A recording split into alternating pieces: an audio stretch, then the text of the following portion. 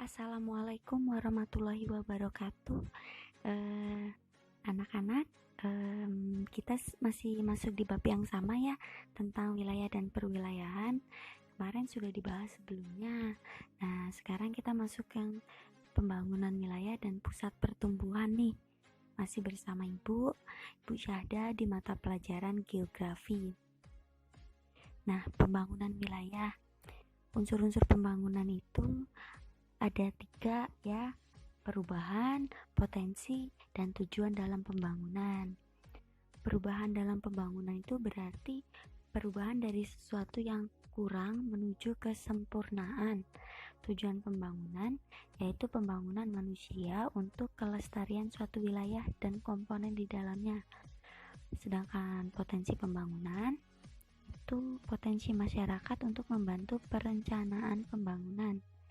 Pembangunan wilayah meliputi wilayah pedesaan dan perkotaan atau daerah yang dibatasi batas-batas administrasi atau administratif. Tujuan pembangunan di Indonesia itu mewujudkan kesejahteraan penduduk. Jadi pembangunan itu harus makin maju agar biar apa? Biar terjadi peningkatan kesejahteraan penduduk. Jadi pembangunan di berbagai bidang, misalnya pendidikan, lingkungan hidup, modernisasi manusia, serta perencanaan kota dan desa perlu dilakukan secara tepat. Sumber daya manusia dan sumber daya alam yang tersedia juga harus digunakan untuk mendukung pembangunan dengan syarat tidak boleh mengeksploitasi. Oke, kita masuk ke teori-teori pusat pertumbuhan. Yang pertama ada teori polarisasi ekonomi. Teori ini dikemukakan oleh Gunnar Myrdal yang menyatakan setiap daerah memiliki pusat pertumbuhan yang menjadi daya tarik masuknya tenaga kerja, modal, dan barang dagangan. Nah, proses masuknya tenaga kerja, modal, dan barang dagangan ini berlangsung terus-menerus hingga perkembangan pusat pertumbuhan itu makin pesat. Perkembangan pusat pertumbuhan tersebut membentuk polarisasi pertumbuhan ekonomi, ya. Jadi ada istilah-istilah core periphery. Core, ada periphery ini. Jadi teori polarisasi dari Myrdal ini menggunakan konsep pusat pinggiran, ya, atau core periphery. Nah, pusat kegiatan yang sekaligus berperan sebagai pusat pertumbuhan disebut core. Wilayah pinggirannya disebut periphery. Polarisasi ekonomi ini mendorong terbentuknya pusat pertumbuhan, menyebabkan spread effect dan backwash effect. Nih ya, kotak warna hijau.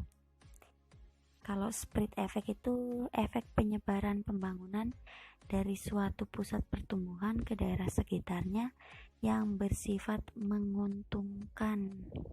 Contoh, investasi yang masuk dari daerah lain meningkat, atau kesempatan kerja bagi penduduk di daerah sekitar pusat pertumbuhan semakin terbuka, atau pemasaran barang produksi lebih mudah, wilayah jangkauannya juga semakin luas.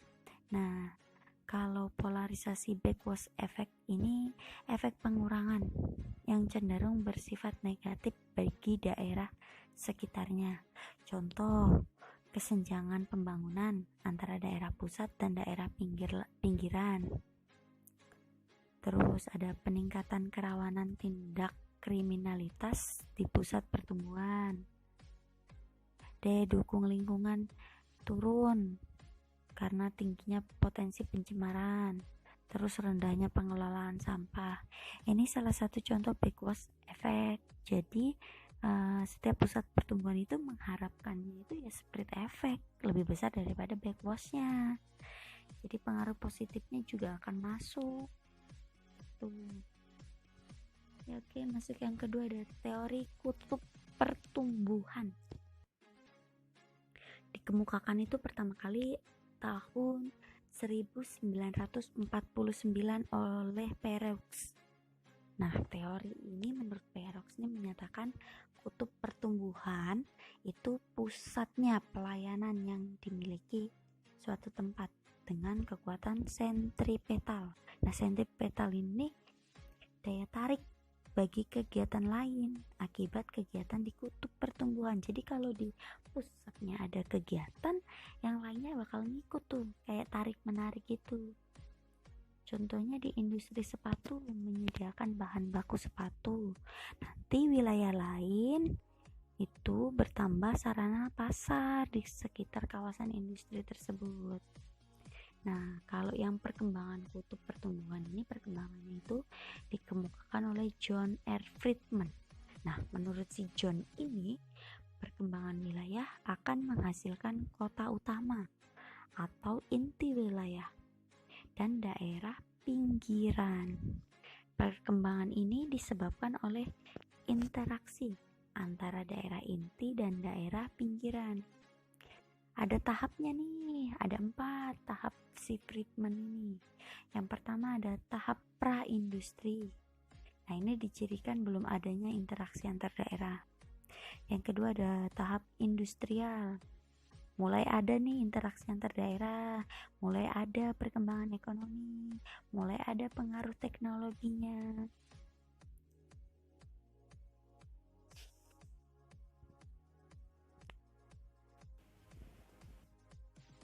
Yang ketiga tahap transisi, ditandai dengan perkembangan si daerah inti ini. Jadi interaksi antar wilayahnya itu makin intensif. Jadi teknologinya juga makin berkembang. Yang terakhir ada tahap post industrial. Nah, ini perkembangan setiap daerahnya mampu memenuhi kebutuhannya masing-masing. Interaksi antar wilayah juga semakin meluas. Kesenjangan ekonomi antar daerah juga jadi berkurang. Gitu.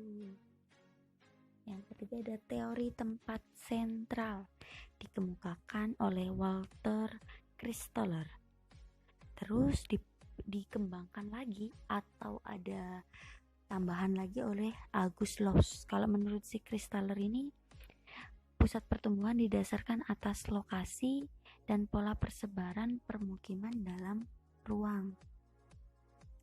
Jadi suatu ruang itu ditemukan perbedaan ukuran persebarannya, permukiman desa dan kota.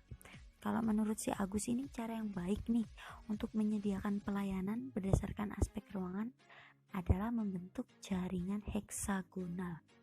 Heksagonal berarti kan segi 6. Lokasi ini terdapat pada sentral. Ya. Jadi partisipasi manusia itu jadi jumlah yang optimum.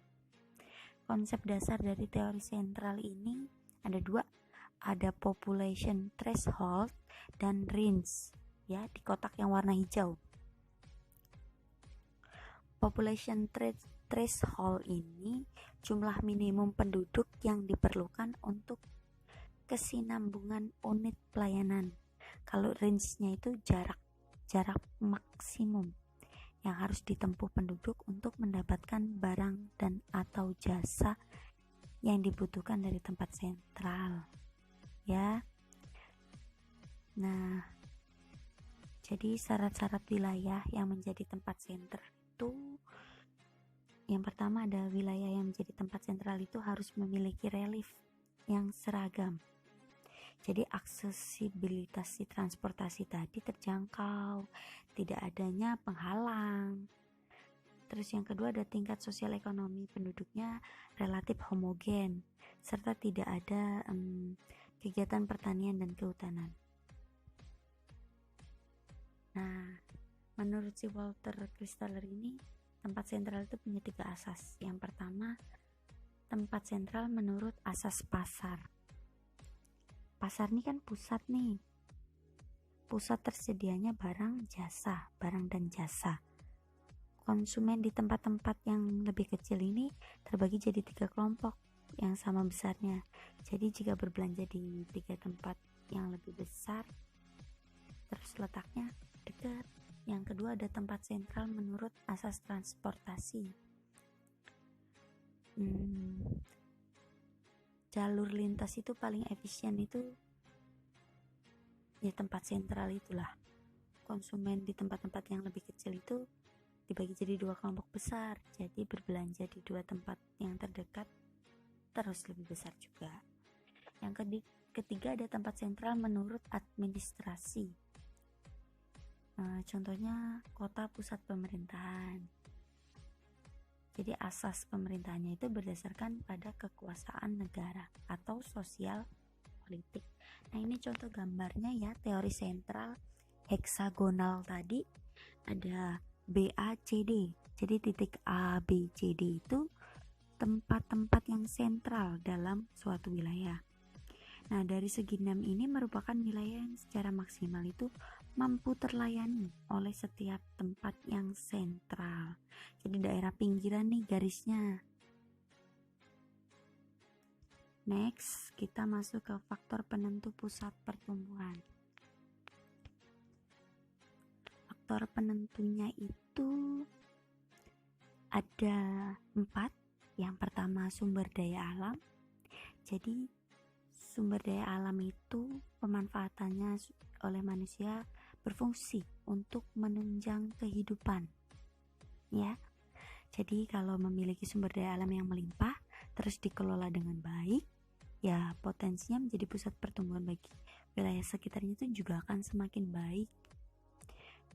Sumber daya alam juga dimanfaatkan sebagai bahan baku industri, terus bahan penunjang bangunan, juga pusat pembangunan, pusat pertumbuhan. Yang kedua ada sumber daya manusia.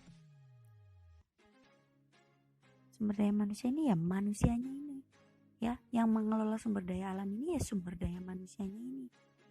Jadi dia itu mengelola, si manusia ini mengelola kegiatan ekonomi, pengolahan bahan baku, perdagangan, distribusi hasil produksi, ya, tuh. Jadi sumber daya manusianya pun nggak boleh asal-asalan, jadi harus terampil, andal, profesional. Jadi dikelolanya juga secara optimal. Yang ketiga ada kondisi topografi. Topografi ini ketinggian tempat. Jadi kalau dataran rendah itu umumnya berpotensi menyediakan aksesibilitas jaringan transportasi yang baik dengan kemudahan distribusi barang dan jasanya. Nah, dataran rendah juga memungkinkan pusat pertumbuhan itu berkembang lebih cepat dibanding dataran tinggi yang topografinya terjal. Jadi, tapi nggak semuanya nih. Jadi beberapa wilayah dataran tinggi di Indonesia itu menjadi pusat pertumbuhan. Kenapa sih kok bisa jadi pusat pertumbuhan? Karena aksesibilitas transportasinya memadai. Misalnya nih, kota Bandung, kan dia jadi pusat pertumbuhan di wilayah Jawa Barat. Banyak aksesibilitasnya. Yang keempat, fasilitas penunjang. Ada jaringan jalan, jaringan telekomunikasi, jaringan listrik, pelabuhan laut dan udara, air bersih, penyediaan bahan bakar, terus prasarana kebersihan yang memadai. Itu jadi faktor penting perkembangan pusat pertumbuhan. Kalau tidak ada fasilitas tersebut, ya wilayahnya tidak dapat melakukan aktivitas sosial ekonomi yang baik. Nih, misalnya listrik nih, sangat penting untuk menyuplai energi listrik buat kegiatan kita belajar daring. Coba kalau mati lampu, sinyal datanya hilang nih, kan gak bisa belajar online gitu ya. Oke, nah ini ada tabel nih, regional pusat pertumbuhan dengan wilayahnya di Indonesia. Ya, regionalnya dibagi 4, A, B, C, D. Terus pusatnya ada yang A ini pusatnya Medan, wilayahnya itu wilayah 1-2 Sumatera, ya, baca nih, ada Aceh, Sumatera gitu. Yang B ini pusat pertumbuhannya di Jakarta. Nah, ini wilayahnya itu ada nomor 3, 4, dan 5, ya. Jadi Sumatera itu enggak semuanya masuk di wilayah 2, ada juga di wilayah 3, 4, 5 ini. Seperti provinsi kita sendiri, Provinsi Lampung nih, dia kita berdampaknya pusat pertumbuhannya yang di Jakarta, bukan yang di Medan. Yang ketiga ada Surabaya. Surabaya itu wilayah ke-6. Nih, yang keempat, ujung pandang. Ayo, ujung pandang di mana sih? Buka lagi atlasnya ya. Ada wilayah 8, 9, 10. Oke, sudah diperhatikan. Lanjut ya. Nah, yang terakhir ada pengaruh pusat pertumbuhan. Pengaruhnya itu ada 3. Ada pemusatan sumber daya manusia, perkembangan ekonomi, perubahan sosial budaya. Kalau pemusatan sumber daya manusia ini, pusat pertumbuhan itu terdiri atas berbagai aktivitas nih, kayak pedagang, pendidikan, industri, jasa. Nah, banyak nih. Jadi juga banyak menarik tenaga kerja. Tenaga kerja yang datang dari luar daerah itu akan tinggal dan menetap di pusat pertumbuhan, sehingga terjadi pemusatan sumber daya manusia gitu. Arus perpindahan tenaga kerja itu dari luar daerah ke pusat pertumbuhan di Indonesia cenderung meningkat. Jadi pemusatan sumber daya manusia ini khususnya di pusat-pusat pertumbuhan juga meningkat. Yang kedua ada perkembangan ekonomi. Perkembangan ekonomi di pusat pertumbuhan terus meningkat seiring perkembangan wilayah. Jadi banyaknya kesempatan kerja, mudahnya arus barang, memicu perkembangan usaha di bidang ekonomi. Contohnya munculnya kawasan industri, memicu tumbuhnya kegiatan-kegiatan ekonomi lain, misalnya warung makan, ya. Jadi industri ini buka kantin, warung makan, terus ada pasar, ada toko, ada penginapan, ada kos-kosan. Terus usaha transportasi ataupun usaha jasa lain juga boleh, juga bisa. Yang ketiga ada perubahan sosial budaya. Nah, permukiman di wilayah pusat itu cenderung kan makin padat nih, jadi kepadatannya juga meningkat. Kemajuan sistem ekonomi, sistem komunikasi dan transportasinya mempengaruhi kondisi sosial budaya. Jadi pengaruhnya terhadap kondisi tersebut, misalnya yang pertama ada terjadi percampuran budaya nih, akulturasi budaya yang asli sama yang baru datang.